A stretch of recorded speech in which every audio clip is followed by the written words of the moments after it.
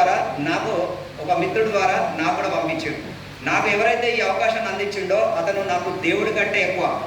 రోజు అతన్ని 10 సార్లు తలుచుకుంటున్నా నేను. ఎందుకంటే ఈ అవకాశాన్ని ఇచ్చేయండు, కానీ ఈ అవకాశం గురించి తెలియజేయంటే దాని గురించి తెలుసుకొని నా కోసం నేను కష్టపడి ఈ టీం తయారు చేసుకున్న. ఆ టీం ద్వారా ఈరోజు దాదాపు 2.5 కోట్లు తీసుకోవడం జరిగింది కంపెనీలో. 2.5 ఇయర్స్లో 2.5 కోట్లు ఈ కంపెనీ ద్వారా సంపాదించుకోవడం జరిగింది. ఇది నా చరిత్ర. నేను కూడా మీలాంటి ఒక సాధారణ వ్యక్తినే, మీ జిల్లా వ్యక్తినే, ఇక్కడ తెలంగాణ వ్యక్తినే, వరంగల్ హనుమకొండ వ్యక్తినే. హనుమకొండలోనే నేను పుట్టింది. అంటే చూడండి, ఇక్కడ మన దగ్గర ఎక్కడో చాలామంది ఏమంటే ఇలాంటి మార్కెటింగ్లో ఎక్కడో ఢిల్లీలో బొంబాయిలో ఆయన 1,00,000 సంపాదించేది, ఈయన 1 కోటి సంపాదించేది, ఈయన అని చెప్పుకుంటూ అంటారు. కానీ మన దగ్గర సంపాదించిన వాళ్ళు ఎవరు ఉన్నారంటే చూపించలేదు. అలాంటిది చూడండి, కాలం ఎగరే చెప్తున్న ఒక వరంగల్ నడిబొడ్డున 2.5 కోట్లు 2.5 సంవత్సరాల్లో ఎర్న్ చేసిన, అంటే వితౌట్ ఇన్వెస్ట్మెంట్, రూపాయి పెట్టుబడి లేకుండా, జస్ట్ మైండ్తో స్మార్ట్ వర్క్. ఈ వర్క్ మీకు కూడా సాధ్యమవుతుంది. నాకు సాధ్యంగా అయింది, నీకెందుకు కాదు? ఒక్కసారి ఆలోచించండి.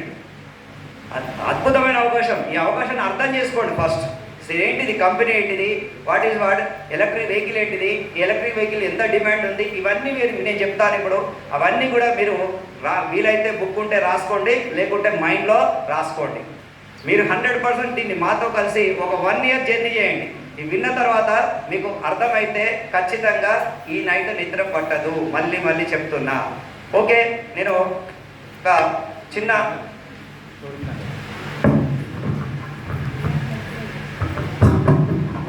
అవపడుతుందా సార్?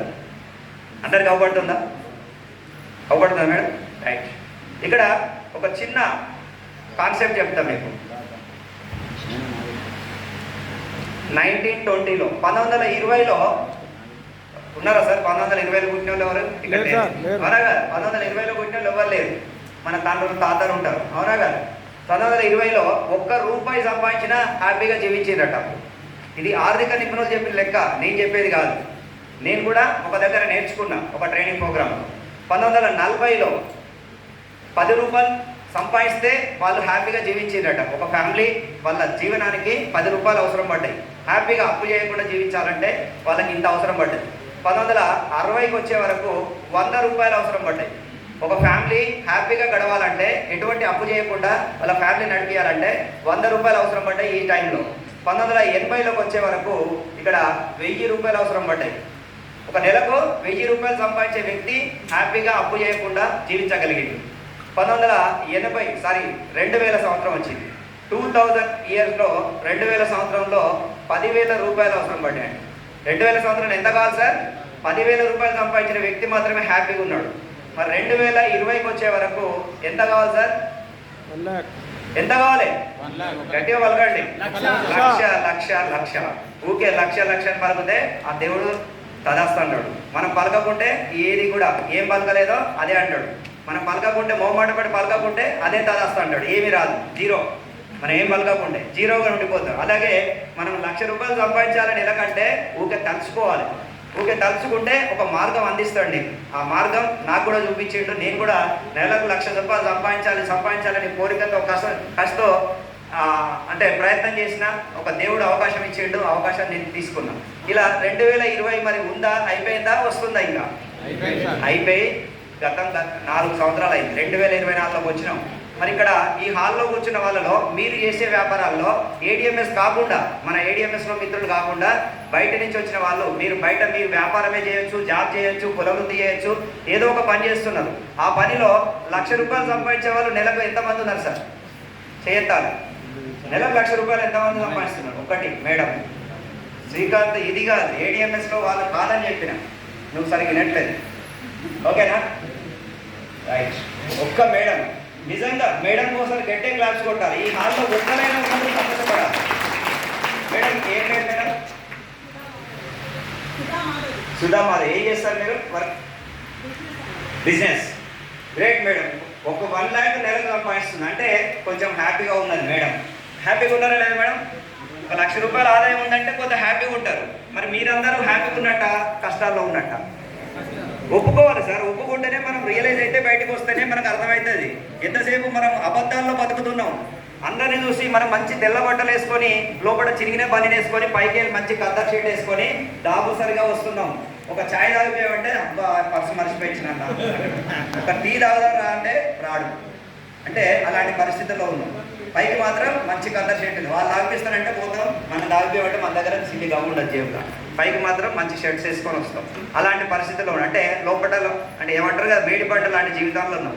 కాబట్టి 10,000, 20,000, 30,000 సంపాదించిన వ్యక్తి ఎవ్వరు కూడా హ్యాపీగా ఉండరు. ఎందుకంటే మన ఖర్చులు మినిమం 1,00,000 రూపాయలు సంపాదిస్తేనే మనం అప్పు చేయకుండా జీవించే పరిస్థితి ఉంది. అది కూడా 2020లో. ఇప్పుడు 2024 వచ్చినాం. చిన్న ఉదాహరణ చెప్తా. హైదరాబాద్లో 1,00,000 రూపాయలు జీతం ఉన్న వాళ్ళు లక్షల మంది ఉన్నారు. ఉన్నారా లేదా సార్?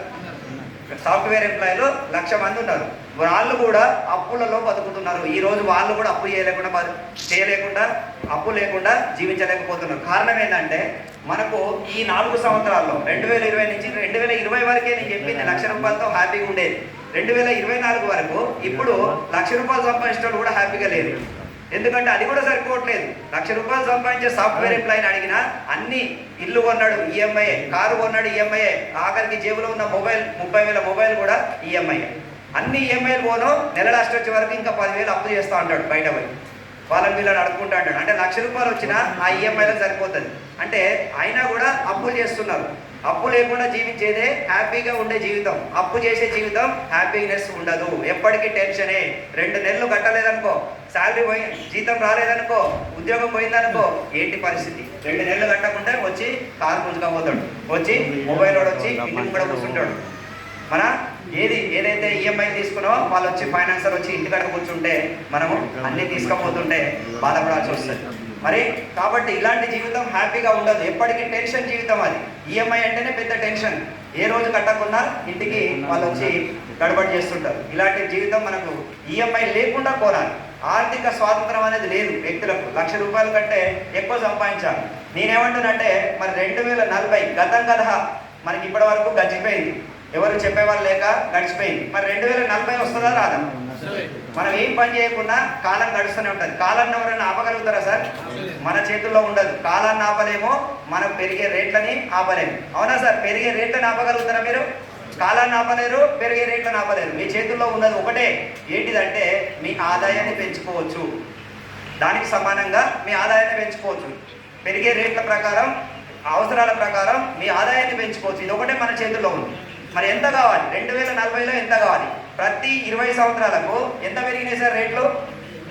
మనకి ఎంత అవసరం పడ్డది? మనం ఒక ఫ్యామిలీ హ్యాపీగా ఉండాలంటే ప్రతి 20 సంవత్సరాలకు ఎన్ని రేట్లు పెరిగింది? 10 టైమ్స్. అంటే ఇక్కడ కూడా మరి 2040లో 10 టైమ్స్ ఎక్కువ అవసరం పడుతుందా లేదా? మరి ఎన్ని లక్షలు అవసరం సార్ ఇక్కడ? 2040 వచ్చే వరకు మీ అందరూ నెలకు 10 లక్షలు సంపాదించిన వ్యక్తి మాత్రమే హ్యాపీగా ఉంటాడు, అప్పు చేయకుండా జీవించగలుగుతాడు. మిగతా వాళ్ళందరూ సేమ్ ఇప్పుడు 1,00,000 రూపాయలు సంపాదించిన వాళ్ళు ఎట్లున్నారో 2040లో గదే జీవితం. ఇప్పుడు 10,000 సంపాదించిన వాళ్ళు ఎలా కష్టపడుతున్నారో నెక్స్ట్ 1,00,000 రూపాయలు సంపాదించి 2 లక్షలు సంపాదించినా మీరు మళ్ళీ అప్పులు చేయాల్సి వస్తుంది. ఎందుకంటే ఆ టైం వరకు ఇవాళ ఉన్న బంగారం రేటు అప్పుడు ఉండదు, ఇవాళ ఉన్న బియ్యం రేటు అప్పుడు ఉండదు, ఇప్పుడున్న కందిపప్పు రేటు అప్పుడు ఉండదు. 10 టైమ్స్ పెరుగుతుంది. మీ పిల్లవాడి చదువు 10 టైమ్స్ పెరుగుతుంది. మీరు హాస్పిటల్ ఫీజు 10 టైమ్స్ పెరుగుతుంది. ఇది అబద్ధమా నిజమా సార్? నిజమే. ఒక్కసారి ఆలోచించండి. 10 ఇయర్స్ కింద బంగారం రేట్ ఎంత ఉంది, భూమి రేట్ ఎంత ఉంది, మీరు తినే బియ్యం రేట్ ఎంత ఉంది, ఒక్కసారి ఊహించుకోండి. ఉందా లేదా? 10 టైమ్స్ పెరిగిందా లేదా? భూమి రేటు 30 రెట్లు పెరిగింది. 20 సంవత్సరాల కింద ఉన్న భూమి రేటు కనుక్కోండి, 30 రెట్లు పెరిగింది. ఒక్కసారి ఆలోచించండి. నేను చెప్పేది చాలా తక్కువ, 10 టైమ్స్ చెప్తున్నా. ఆర్థిక నిపుణులు చెప్పిన లెక్క ప్రకారం 2040లో మీ ఆదాయం 10 లక్షల రూపాయలు సంపాదించే వ్యక్తి మాత్రమే అప్పు చేయకుండా జీవించగలుగుతాడు, ఆర్థిక స్వాతంత్రంతో జీవించగలుగుతాడు. ఇప్పటి వరకు ఇండియాలో మనందరికీ ఆర్థిక స్వాతంత్రం రాలేదు. ఓన్లీ 10% మెంబర్స్కే. భారతదేశంలో 100లో 90% మందికి స్వాతంత్రం రాలే. ఓన్లీ 10% మందికే వచ్చింది. 10% మంది ఎవరు? పెద్ద పెద్ద కోటీశ్వరులు, అంబానీలు, ఆదానీలు ఉన్నారు కదా, టాటాలు, బిర్లాలు, వాళ్ళందరికీ కూడా ఆర్థికంగా స్వాతంత్రం ఉంది. వాళ్ళు ఎక్కడ కూడా షాప్లోకి వెళ్తే ట్యాక్స్ చూడరు. మన మిడిల్ క్లాస్ వాళ్ళ, మన లిమిటెడ్ ఆదాయం ఉన్న వాళ్ళు ఏం చేస్తాం? షాప్కి వెళ్తే ఏం చేస్తాం సార్? ట్యాగులు చూస్తుంటాం. నేను కూడా అదే పాపది ఇంతకుముందు, కానీ ఇప్పుడు చూడట్లేదు. ఇప్పుడు చూడండి, లాస్ట్ దసరా అప్పుడు షాపింగ్ మాల్ 1 పడ్డది. అప్పుడే Dasara shopping mall 1 Hanamkonda petrol మూల మీద పడ్డది. దసరాకు పవన్ లోపడి బొమ్మన్న మా పాప వాళ్ళిద్దరు వెళ్ళిండ్రు, వాళ్ళకి ఇష్టం అనేది తెచ్చుకున్నారు, నేను బిల్లు కట్టి వచ్చేసిన. అది ఆర్థిక స్వాతంత్రం. ఇంతకుముందు ఏం చేసేదంటే వాళ్ళు ఏం చీర తీయగానే ఆ చీర తీయగానే ట్యాగులు చూసేది, ట్యాగులు తీసేది. ట్యాగులు చూసి ఏం చేసేదంటే అది ఒక 10,000 రూపాయలు కాస్ట్ ఉంది అనుకో, ఇది నీకు కలర్ నచ్చలేదా అని చెప్పేది. మీరు కూడా అదే కదా సార్ చెప్పేది. మనకు డబ్బులు సరిగా లేవనుకోండి, ఈ కలర్ నీకు నచ్చలేదంటాం. అలాంటి వంకలు చెప్పి అది కొనకుండా తప్పించుకుంటుంటాం. అంటే ఆర్థిక స్వాతంత్రం లేదు మన దగ్గర. జేబులు సహకరించినప్పుడు, మన జీతం సహకరించినప్పుడు మనం చేసేది అదే పని. నేను కూడా అదే కాకపోతే అదే చేశాను. 2 సంవత్సరాలు 3 సంవత్సరాల కింద అదే పని చేసేది. కానీ ఈరోజు నాకు ఆర్థిక స్వాతంత్రం వచ్చింది. బ్రహ్మాండంగా వాళ్ళు ఏది కావాలంటే అది కొనుక్కోమనే స్థితికి వచ్చేసినాం. పిల్లవాడు ఏం చదువుకుంటున్నా చదివించే కెపాసిటీ నా దగ్గర ఉంది. అన్నీ వచ్చేసినాయి. ఈఎంఐ లేకుండా ప్రతి ఒక్కటి కొంటున్నా. ఇంతకుముందు ఒక 10,000 మొబైల్ కొనాలంటే ఈఎంఐ వెతుక్కునేది. 10 రోజులు ఆలోచించేది, ఈ మొబైల్ అవసరమా లేదా, కొందామా వద్దా అని 10 రోజులు మీనవేషాలు లెక్క పెట్టి దాన్ని ఏ బజాజ్లో తక్కువ వస్తుందా ఇంట్రెస్ట్, దేంట్లో తక్కువ వస్తుందా చెక్ చేసుకొని 10 రోజులు ఆలోచించి ఒక 10,000 మొబైల్ కొనేటోని. అలాంటిది మొన్న షాపింగ్కి వెళ్ళాను. నాకు ఒక మొబైల్ కెమెరా బాగా నచ్చింది, క్లారిటీ 40,000 అంటే ఇమీడియట్లీ సెకండ్ కూడా ఆలోచించలే, టక్న ట్రాన్స్ఫర్ కొట్టి 40,000 మొబైల్ తెచ్చుకున్నాను. అది ఆర్థిక స్వాతంత్రం. నచ్చితే ఇమీడియట్లీ కొనుక్కోగలిగే స్తోమత మన దగ్గర బ్యాంక్ బ్యాలెన్స్ ఉండాలి. అలా ఏదంటే అది. అలాగే మొన్న కారు కొందామని వెళ్ళాను.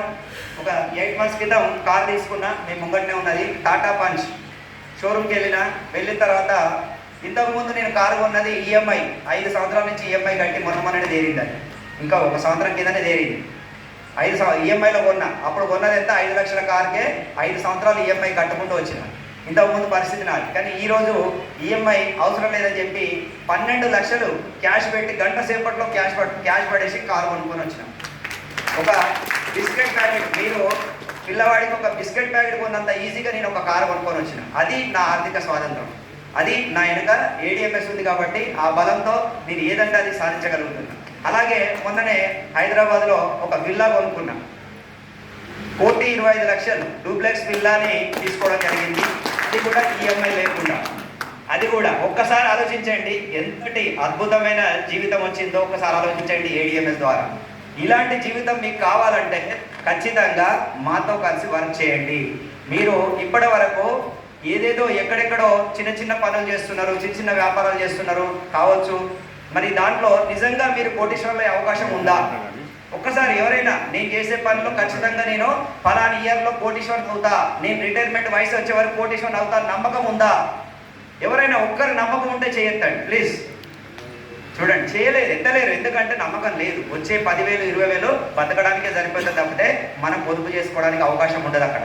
కానీ మీకు కనుక డబ్బు ఎక్కువగా ఫాస్ట్గా సంపాదించగలిగితేనే కోటీశ్వరులు అవుతారు. తక్కువ టైంలో మనం సంపాదించవచ్చు. ఇలాంటిదే ఈ డైరెక్ట్ సెల్లింగ్ మార్కెటింగ్ అనేది ఏడిఎంఎస్ ద్వారా ఈ ఎలక్ట్రిక్ వెహికల్ ఇండస్ట్రీలో మీరు కూడా మాతో కలిసి వితౌట్ ఇన్వెస్ట్మెంట్, మీ నోటి మాటే పెట్టుబడి. ఇక్కడ పెట్టుబడి లేదు, నోటి మాటే పెట్టుబడి. నేను ఏమి పెట్టుబడి పెట్టలే, నేను రూపాయి పెట్టుబడి పెట్టలే. ఒక వెహికల్ కొనుక్కున్నా, ఆ వెహికల్ గురించి ప్రమోట్ చేసి కొంత టీం తయారు చేసిన, ఆ టీం ద్వారా ఇదంతా సాధ్యమైంది. మీరు కూడా చేయొచ్చు. నాకు సాధ్యమైంది, మీకెందుకు కాదు? నేనేం పెద్ద ఇంగ్లీష్ లెక్చరర్ని కాదు, ప్రొఫెసర్ని కాదు. ఓన్లీ నార్మల్ తెలుగు మీడియంలో ఒక డిగ్రీ చదువుకున్న ఒక సాదా సీదా వ్యక్తిని. నేను ఎక్కడైనా జాబ్ చేస్తే 10,000 రావు, ఎక్కడ జాబ్కి వెళ్ళినా 10,000 రావు. అలాంటిది ఇలా నా ఇన్కమ్ నెలకు 12 లక్షలు. నా ఇన్కమ్ నెలకు 12 లక్షలు ఏడిఎంఎస్ ద్వారా తీసుకుంటున్నాను. ఒక్కసారి ఆలోచించండి. ఇలాంటి ఆదాయం మీకు కూడా కావాలంటే 1,00,000 కాదు 10-12 లక్షలు సంపాదించుకునే అవకాశం ఉంది. మీరు ఎప్పుడో 2040 దాకా వెయిట్ చేయని అవసరం లేదు. ఏడిఎంఎస్ లో మీరు ఒక 1 year సీరియస్ గా పనిచేస్తే నెక్స్ట్ ఇయర్ నుంచి నాలాగా మీరు కూడా 10-12 లక్షలు తీసుకోవచ్చు. నేను చెప్పబోయేది ఇదే. ఒక్కసారి ఆలోచించండి. ఇది ఒక ఎంత గొప్ప అవకాశం ఆలోచించండి. నాకున్నది మీకు కూడా ఉంది సేమ్. నాకు 2 చేతులు ఉన్నాయి, మీకు 2 చేతులు ఉన్నాయి, నాకున్న తల మీకున్నది అందరికీ ఉన్నాయి సేమ్. కాబట్టి మీరు కూడా సాధ్యమవుతుంది, మీరు కూడా చేసుకోవచ్చు. కాబట్టి అది ఎలా ఏంటిది అనేది క్లియర్గా చెప్తాను, జాగ్రత్తగా వినండి. పాయింట్స్ ముఖ్యమైన నోట్ చేసుకోండి. మంచిది కెమెరా ముందుకు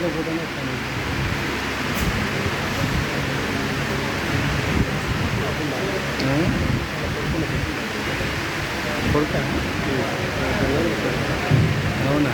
ఇంకొకటి వచ్చేసి ఇంకొక పాయింట్ చెప్పి నేను అందులోకి వెళ్తాను.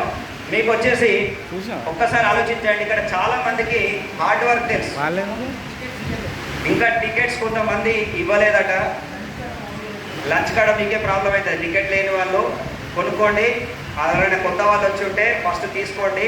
లేదంటే మీరు ఆల్రెడీ మీ అప్లైనర్ ఎవరైనా తీసుకున్న వాళ్ళు ఉంటే వాళ్ళ దగ్గర తీసుకొనైనా ఇవ్వండి. మరి అంత ఇవ్వడం లేకుంటే లంచ్ కూపన్ ఇవ్వరు, గుర్తుపెట్టుకోండి.